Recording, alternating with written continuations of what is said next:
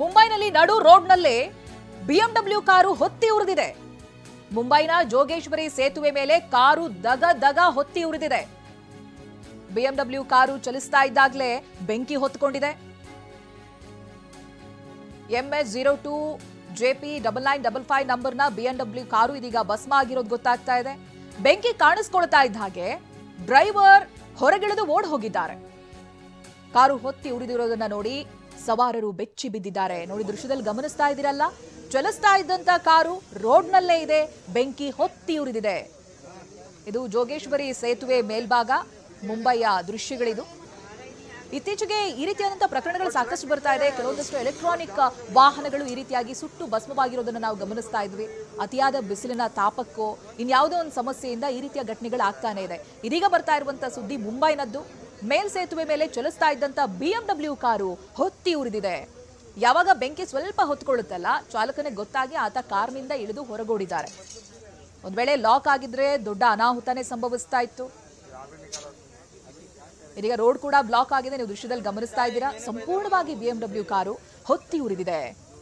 ಚಲಿಸ್ತಾ ಇದ್ದಂತ ಕಾರಿಗೆ ಬೆಂಕಿ ಹೊತ್ಕೊಂಡಿರೋದು.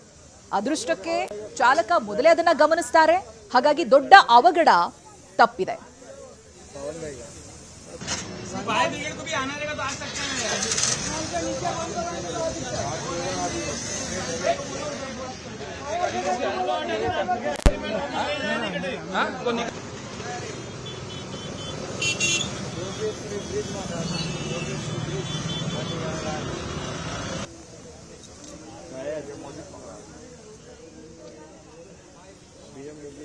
ನೋಡಿ ದೃಶ್ಯದಲ್ಲಿ ಗಮನಿಸ್ತಾ ಇದ್ದೀರಲ್ಲ ಎಷ್ಟು ಭಯಾನಕವಾಗಿದೆ ಅಂತ.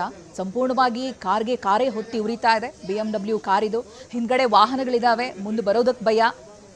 ಸಂಪೂರ್ಣವಾಗಿ ಆ ರೋಡನ್ನೇ ಬ್ಲಾಕ್ ಮಾಡಲಾಗಿದೆ. ವಾಹನ ಸಂಚಾರ ಮಾಡೋದು ಬಹಳ ಡೇಂಜರ್. ನೋಡಿ ಮೇಲ್ ಸೇತುವೆ ಮೇಲೆ ಕಾರು ಬರ್ತಾ ಇದೆ, ಇದ್ದಕ್ಕಿದ್ದಂತೆ ಹೊತ್ತಿ ಉರಿಯುತ್ತೆ ಅಂತ ಹೇಳಿದ್ರೆ ಅದು ಕೂಡ ಕಾಸ್ಟ್ಲಿಯೆಸ್ಟ್ ಕಾರ್ಗಳು. ಬಿಎಂಡಬ್ಲ್ಯೂನಂತ ಕಾರ್ಗಳೇ ಹೊತ್ತಿ ಉರಿತಾ ಇವೆ. ಏನು ಸಮಸ್ಯೆ ಆಗಿತ್ತು ಗೊತ್ತಿಲ್ಲ, ಬಟ್ ಚಾಲಕನ ಅದೃಷ್ಟ ಚೆನ್ನಾಗಿತ್ತು.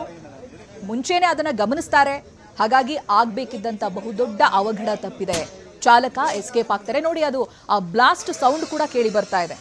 ಬ್ಯಾಟ್ರಿ ಉಳಿದಂತೆ ಬೇರೆ ಬೇರೆ ವಸ್ತುಗಳು ಕಾರ್ನ ಒಳಗಡೆಯಿಂದ ಬ್ಲಾಸ್ಟ್ ಆಗ್ತಾ ಇರುವಂತ ಸದ್ದು ಕೇಳ್ತಾ ಇದೆ.